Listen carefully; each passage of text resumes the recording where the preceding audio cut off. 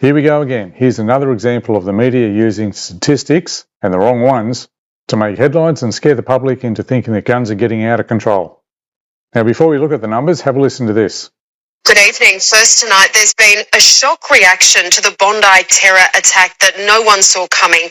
An explosion in people applying for gun licences have skyrocketed, completely a stampede. The announcement sparked a boom. Firearm licences exploded, allowing unlimited gun ownership, skyrocketing 7,000%. Anyone with half a brain saw it coming. The Albanese and Minns government are about to confiscate firearms that belong to people who have done nothing wrong and they have not broken the law. So do you think those people might want to do something to maintain their firearms that they've paid their good money for? Perhaps they might get their wife, their husband, their brother, their friend, their relative to go and get a license so then they can transfer some of their guns into their name so that way they don't lose them when that new cap comes in and they can't keep all the ones that they've already got and save them from being destroyed. Geez, never saw that coming. Because what you see is a bit of common sense.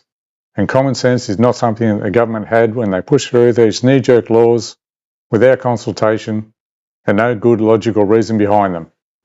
Now, if some of the gun laws were tightened and the penalties for gun-related crime were increased, that'd be a great thing, as long as it didn't take firearms away from law-abiding firearms owners who have done nothing wrong. And if they had made changes like that, we wouldn't be listening to this crap on the news.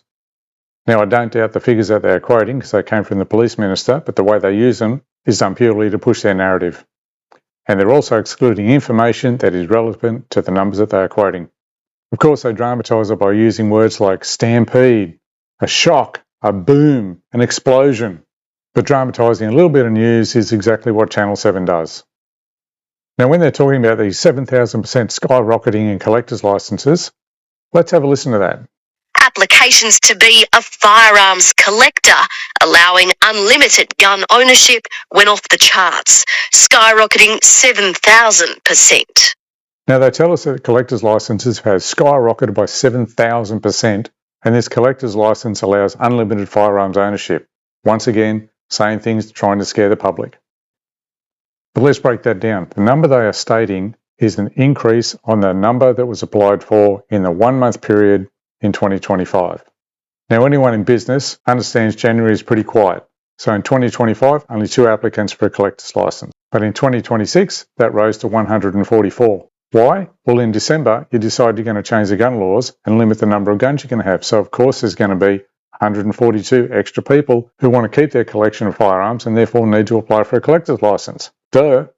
Now, a collector's license is also a genuine reason to have a firearms license. So what you will find is the majority of these people probably already had a firearms license, but because of the new imposed caps, they now need to apply for a collector's license. If the number of firearms owned wasn't going to change, they wouldn't be applying for it. You wouldn't have a 7,000% increase.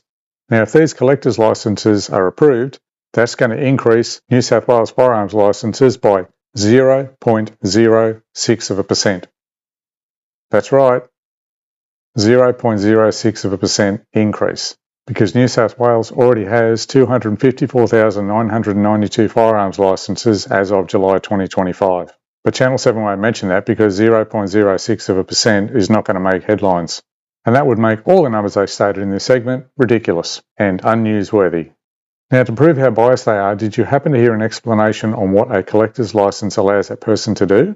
Well, in case you didn't know, as stated by New South Wales Firearms Registry, a collector's licence authorised possession only of firearms and not their use. So there you go, this 7,000% increase is for people who will never be able to fire those firearms, and in many cases those firearms actually have to be deactivated.